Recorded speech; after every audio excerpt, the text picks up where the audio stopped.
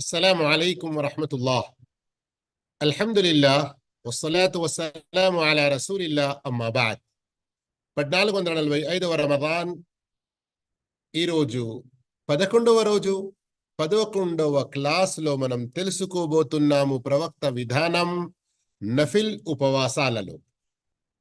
మొదటి మాట, ఇందులో మొదటి విషయం, ఉపవాసంలో ప్రవక్త సల్లల్లాహు అలైహి వసల్లం వారి విధానం అందరికంటే పరిపూర్ణమైనది. కోరిన లక్ష్యాన్ని పొందే మార్గం మరియు అది మనస్సుకు ఏ భారం కాకుండా సులభతరంగా ఉండేది.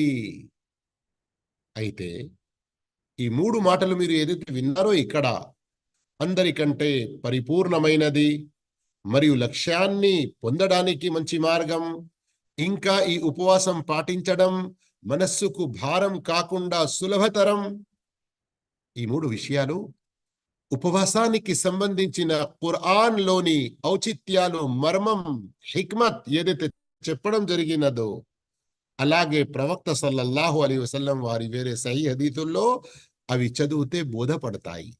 అయితే మీరు మా యూట్యూబ్ ఛానల్లో ఉపవాసానికి సంబంధించిన ఎన్నో తెలుగు ప్రసంగాలున్నాయి, ఎందరో పండితులవి. వినండి. ఖురాన్ హదీసు ఆధారంగా సలఫ్ మన్హజ్ ప్రకారంగా ఈ జ్ఞానాన్ని నేర్చుకోండి. ఆరాధనల్లో మీకు మంచి ప్రోత్సాహం కలిగే అటువంటి ప్రసంగాలు అవి. ఇంకా సోదర మహాశివులారా, ప్రవక్త సల్లల్లాహు అలైహి వసల్లం నఫిల్ ఉపవాసాలు పెట్టడం ప్రారంభిస్తే ఇక మానుకోరు కావచ్చు, వదిలి పెట్టరు, ఉపవాసాలు ఎల్లప్పుడూ ఉంటూనే ఉంటారు కావచ్చు, అలా అనిపించేది. ఇక ప్రవక్త సల్లల్లాహు అలైహి వసల్లం కొన్ని సందర్భాల్లో ఉపవాసాలు వదులుకునేవారు. రమదాన్ కాదు సుమా, నఫిల్ ఉపవాసాల మాట జరుగుతుంది.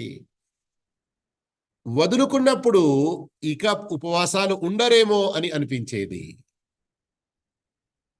ప్రవక్త సల్లల్లాహు అలైహి వసల్లం రమదాన్ తప్ప వేరే ఏ నెలలో పూర్తి నెల ఉపవాసం ఉండలేదు.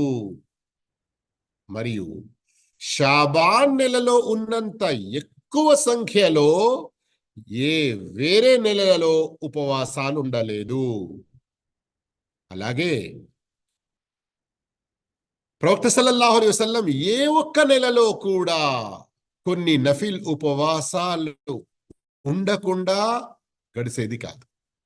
గమనించండి, ప్రవక్త జీవితంలో తౌహీద్ తర్వాత నమాజ్, నమాజ్ తర్వాత ఉపవాసానికి ఎంత ప్రాధాన్యత ఉండినదో మనం కూడా నఫిల్ ఉపవాసాలు పాటించే ప్రయత్నం చేద్దాం. సంవత్సరాల తరబడి మొత్తం 11 నెలలు తినడంలోనే కాదు, అప్పుడప్పుడు ఉపవాసం ఉండడం. ఈ రోజుల్లో మెడికల్ సైన్స్ ఎంతో మంది డాక్టర్లు ఇచ్చే సలహా 1400 సంవత్సరాల క్రితం ఇస్లాం ఈ నఫిల్ ఉపవాసాల ద్వారా మనకు మంచి డైట్ ప్లాన్ ఇచ్చింది. ఇంకా ప్రవక్త సల్లల్లాహు అలైహి వసల్లం ప్రత్యేకించి శుక్రవారం రోజున ఉపవాసం ఉండటాన్ని ఇష్టపడేవారు కాదు. మరియు సోమవారం, గురువారం ప్రత్యేకించి ఉపవాసాలు పాటించేవారు.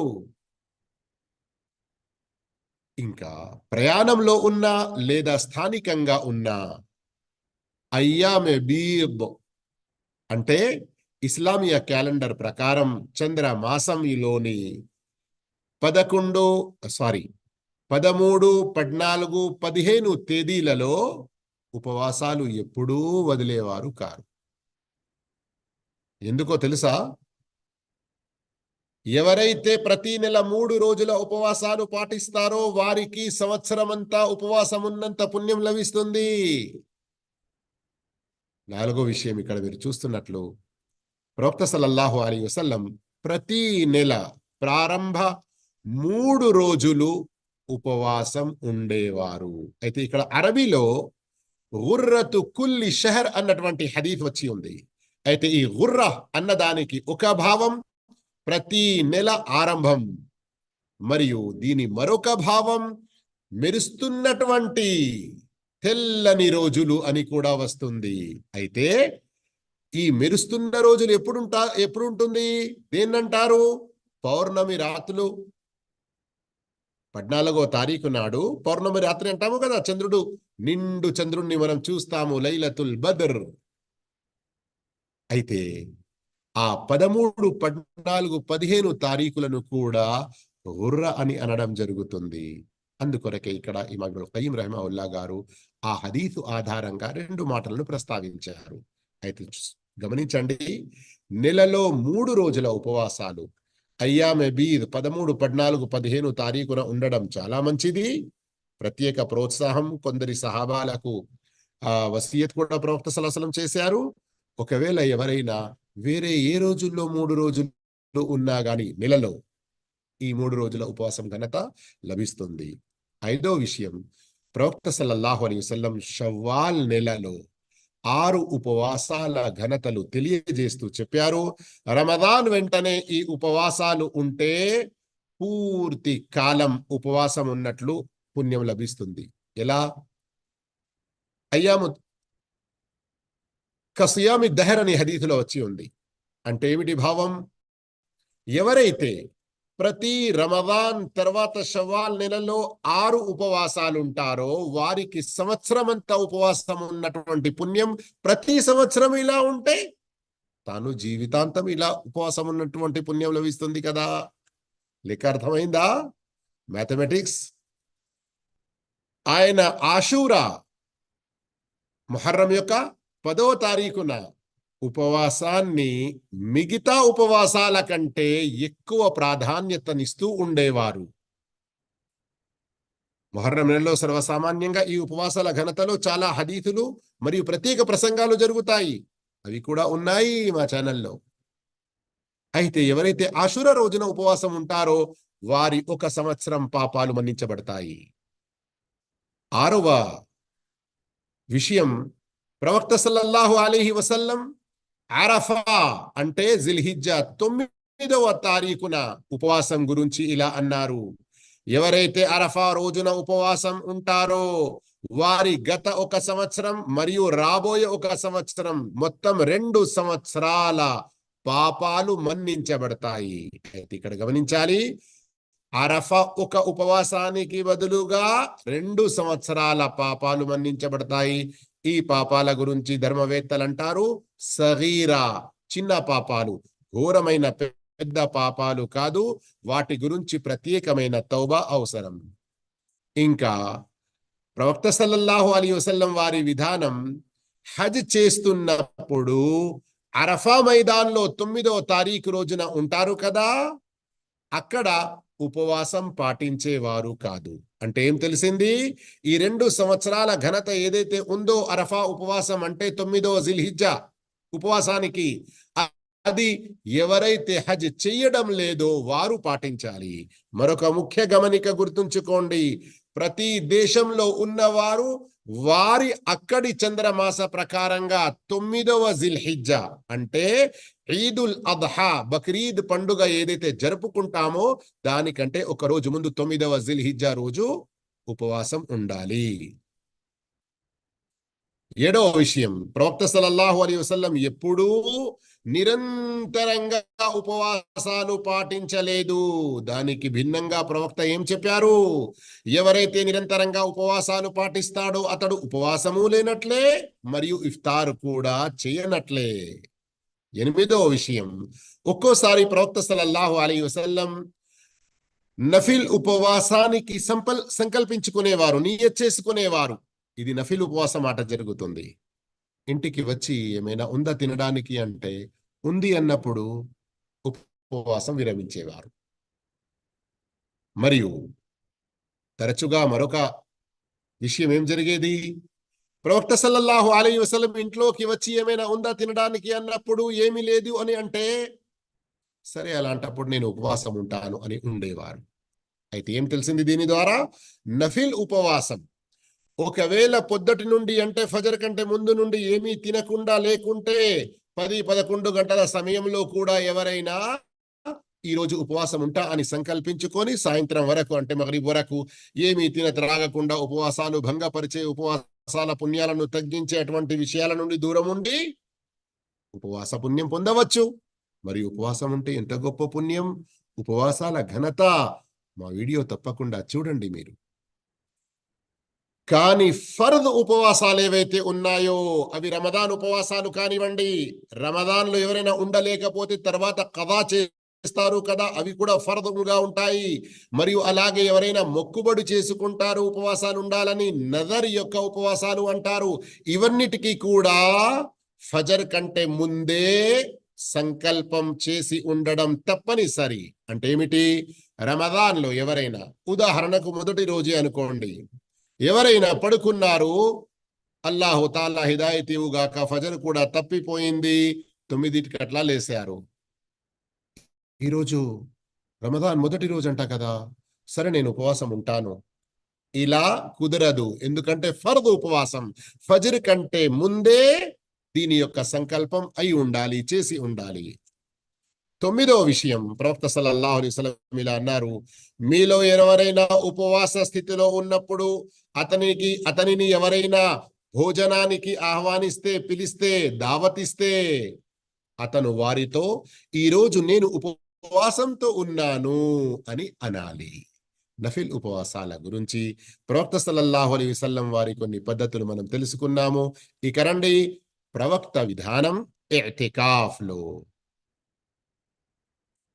మొదటి విషయం, ప్రవక్త సల్లల్లాహు అలైహి వసల్లం రమదాన్ చివరి 10 రోజులలో చివరి దశలో ఇతికాఫ్ పాటించేవారు. మరియు ఈ పద్ధతి ఆయన మరణం వరకు పాటిస్తూ వచ్చారు. ఒకసారి రమదాన్ లో ఇతికాఫ్ పాటించనందుకు షవ్వాల్ నెలలో దాని కదా చేశారు. రెండో విషయం, ప్రవక్త సల్లల్లాహు అలైహి వసల్లం లైలతుల్ ఖద్ర్ ఘనమైన రేయి, దాని ఘనతను పొందడానికి, ఆ రేయిని, ఆ లైలతుల్ ఖద్ర్ని అన్వేషించటానికి ప్రారంభ రమదాన్లోని మొదటి దశలో, ఆ తర్వాత రెండవ దశలో, ఆ తర్వాత మూడవ దశలో ఇతికాఫ్ చేశారు. అయితే లైలతుల్ ఖద్ర్ చివరి దశలో ఉందని ప్రవక్త సల్లల్లాహు అలైహి వసల్లం వారికి ఖచ్చితంగా తెలిసిన తర్వాత అల్లాహ్ సన్నిధికి చేరుకునేంత వరకు, అంటే ప్రతి సంవత్సరం ప్రవక్త సల్లల్లాహు అలైహి వసల్లం రమదాన్ లోని చివరి దశలోనే ఇతికాఫ్ చేస్తూ వచ్చారు. మూడో విషయం, ప్రవక్త సల్లల్లాహు అలైహి వసల్లం ఉపవాసం ఉన్న స్థితిలోనే ఇతికాఫ్ పాటించేవారు.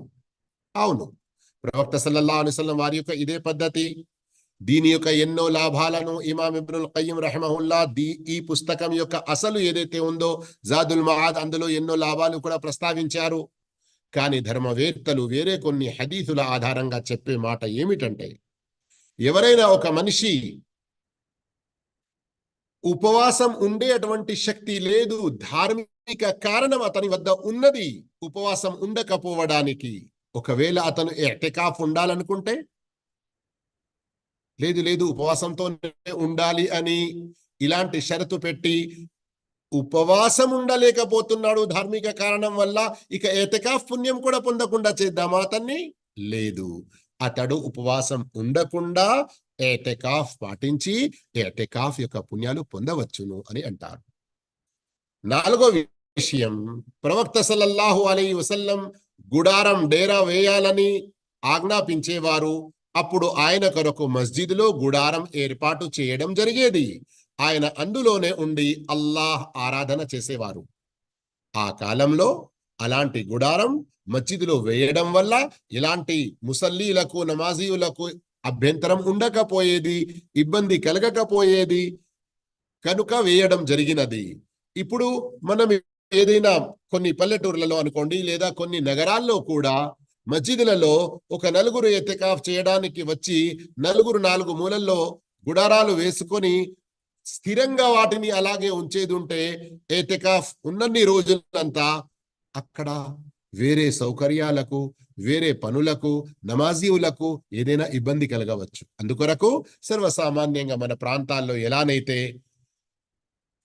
కొన్ని చిన్న తాళ్లతో ఒక చాదర్ లాంటిది కట్టి ఒక ప్రత్యేక స్థలం, నమాజ్ సమయంలో జమాత్తో నమాజ్ చేసేటప్పుడు దాన్ని పైకి లేపేస్తారు, తర్వాత మళ్ళీ దాన్ని కిందికి దించేస్తే ఎతికాఫ్ పాటించేవారు ఒంటరిగా ఏకాంతంగా ఉండి అల్లా ఆరాధన చేయడానికి మంచి అవకాశం ఉంటుంది. మరికొన్ని ప్రత్యేకంగా మస్జిదులు కట్టే సందర్భంలోనే ఎతికాఫ్ ఇలాంటివన్నీ ఉద్దేశించి కూడా కట్టడం జరుగుతుంది. మరి చాలా మంచిది, అల్హమ్దులిల్లా, ఉలమాలు ఇచ్చిన ఫత్వాల ప్రకారంగా. ఐదో విషయం, ప్రవక్త సల్లల్లాహు అలైహి వసల్లం ఎతికాఫ్ పాటించాలని సంకల్పించుకుంటే ఫజ్ర్ నమాజ్ తర్వాత ఆ గుడారంలోనికి ప్రవేశించేవారు. ధర్మవేత్తలు ఇక్కడ కొన్ని పద్ధతులు ఏం తెలుపుతున్నారంటే, ఎవరైతే మొత్తం ఒక పూర్తి దశ, రమదాన్ చివరి దశ ఎతికాఫ్ ఉండాలనుకుంటున్నారో వారి కొరకు ఉత్తమమైన విషయం, ముస్తహబ్, చాలా మంచి విషయం ఏమిటంటే 20వ తారీఖు యొక్క ఉపవాసం విరమించడానికి, ఇఫ్తార్ చేయడానికి, లేదా కనీసం మగరిబ్ నమాజ్ ఏదైతే ఉంటుందో అక్కడి నుండి 21వ రాత్రి ప్రారంభమవుతుంది కదా, ఆ మగరిబ్ నమాజ్ కు వచ్చినప్పుడే సిద్ధమై వచ్చేసేయాలి. ఆ రాత్రి మస్జిద్లో ఆరాధనలో గడపాలి. ఆ తర్వాత ఫజర్ నమాజ్ చేసుకున్నాక తన ఆ ప్రత్యేక స్థలంలో ప్రవేశించవచ్చును. ఆరో విషయం, ఇతికాఫ్ లో ఉన్నప్పుడు ప్రవక్త సల్లల్లాహు అలైహి వసల్లం వారి పడక గుడారంలో పెట్టబడేది. ఆయన తమ డేరాలో ఒంటరిగా ఉండేవారు. అయితే ఇక ప్రవక్త పెట్టారు మంచం, నేను కూడా నా మంచాన్ని తీసుకొచ్చుకుంటా, నా మొత్తం బెడ్రూమ్ సెట్ ని తీసుకొచ్చుకుంటా, ఇలా చేయకండి. అక్కడ ఆ సందర్భంలో ఆ అనుకూలత ఉండినది, అలా చేయడం జరిగింది. మీరు దానికి బదులుగా మీ సౌకర్యం ప్రకారంగా ఏదైనా ఫోల్డింగ్ మంచం, నమాజ్ చేసే సమయంలో దాన్ని ఒక మడతబెట్టి మళ్ళీ మూలకు చేయవచ్చు, అలాంటిది వేసుకుంటే, ఇక్కడ చెప్పే ఉద్దేశం ఏంటి, మన వ్యక్తిగత ఏదైనా ప్రయోజనాన్ని సామాజిక జమాతు వారి ప్రయోజనంపై ప్రాధాన్యత ఇవ్వకూడదు. గమనించాలి అక్కడ పరిస్థితులను. ఏడో విషయం, ప్రవక్త సల్లల్లాహు అలైహి వసల్లం ఇతికాఫ్ స్థితిలో ఉన్నప్పుడు తమ ఇంటికి కేవలం తమ ముఖ్యమైన, అక్రమకుముల్లాహు అఅజ్జకుం, మలమూత్ర విసర్జన, స్నానం లాంటి అవసరాలకు మాత్రమే వెళ్ళేవారు. ఎనిమిదవ విషయం, ప్రవక్త సల్లల్లాహు అలైహి వసల్లం ఇతికాఫ్ స్థితిలో తమ తలను ఈ విధంగా ఆయిషా రదియల్లాహు తలనా గారి వైపు తీసేవారు. అప్పుడు ఆమె బహిష్టు స్థితిలో ఉండి కూడా ఆయన తలను కడిగి దువ్వేది. అయితే గుర్తుంచుకోండి, ఇది మస్జిద్ యొక్క గోడ అంటే ఇటువైపున మస్జిద్, అటువైపున ప్రవక్త సల్లల్లాహు అలైహి వసల్లం వారి భార్యల గదులు. అందులో మొదటిది ఆయిషా రదియల్లాహు తఆలా వారి గది, మధ్యలో ఒక కిటికీ లాంటిది ఉండేది. దాని నుండి ప్రవక్త సల్లల్లాహు అలైహి వసల్లం తల ఇలా బయటికి చేస్తే ఆమె అక్కడ కడిగేది, దువ్వేది. తొమ్మిదవ విషయం, ప్రవక్త సల్లల్లాహు అలైహి వసల్లం ఇతికాఫ్ లో ఉన్నప్పుడు ఎవరైనా భార్య గుడారంలోకి ప్రవక్తను కలవడానికి వస్తే ఆయన వారితో మాట్లాడడం తప్ప ఇతరత్రా ఏదీ చేసేవారు కాదు. వారు వెళ్ళడానికి లేచి నిలబడితే అది రాత్రిపూట గనక ప్రవక్త సల్లల్లాహు అలైహి వసల్లం కొంత దూరం తోడుగా, అంటే మస్జిద్ బయటికి ప్రాంగణంలోకి వచ్చేవారు. పదో విషయం, ప్రవక్త సల్లల్లాహు అలైహి వసల్లం ఇతికాఫ్ స్థితిలో భార్యలతో లైంగిక సంబంధం పెట్టుకునేవారు కాదు, కనీసం ముద్దు కూడా పెట్టుకునేవారు కాదు. అయితే మీరు ఉపవాస ఆదేశాలు, ఉపవాస పద్ధతుల్లో ఏదైతే నిన్న చదివారో, నిన్నటి వీడియో వినండి ఒకవేళ వినకుంటే. అందులో ఏం ప్రస్తావన వచ్చింది, ఉపవాస స్థితిలో ప్రవక్త ముద్దు పెట్టుకునేవారు, కానీ మీరు ఇలాంటి ప్రయత్నం చేసి ఉపవాసం పాటు చేసుకోకండి అని అక్కడ వివరణ చెప్పడం జరిగింది కదా. కానీ ఇతికాఫ్ లో దీనికి కూడా అనుమతి లేదు. వలా తుబాషిరుహున్న వఅంతుమ్ ఆకిఫూన ఫిల్ మసాజిద్ అని అల్లాహ్ సూరతుల్ బకరాలో చాలా స్పష్టంగా చెప్పేశాడు. 11వ విషయం, ప్రవక్త సల్లల్లాహు అలైహి వసల్లం ప్రతి సంవత్సరం 10 రోజులు, అంటే రమదాన్లోని చివరి దశలో ఇతికాఫ్ పాటిస్తూ ఉండేవారు.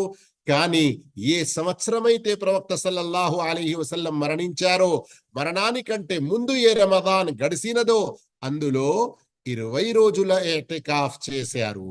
సోదర మహాశివులారా, సోదరిమణులారా, ఇక్కడి వరకు అల్హమ్దులిల్లా మనం ఈ రోజు ప్రవక్త సల్లల్లాహు అలైహి వసల్లం వారి విధానం నఫిల్ ఉపవాసాలలో మరియు ఇతికాఫ్ లో ఎలా ఉండేది తెలుసుకున్నాము. ఆయా సందర్భాల్లో ప్రవక్త వారి ఉత్తమ ఆదర్శాన్ని పాటించండి. ఇహ పరలోకాల సాఫల్యాలతో పాటు మేళ్ళు, శుభాలు, సంక్షేమాలు అన్నీ కూడా పొందుతూ అల్లాహ్తో వేడుకుంటూ ఉండండి. వఆఖిరు దఅవానా అనిల్ హమ్దులిల్లాహి రబ్బిల్ ఆలమీన్. వస్సలాము అలైకుం వరహ్మతుల్లాహి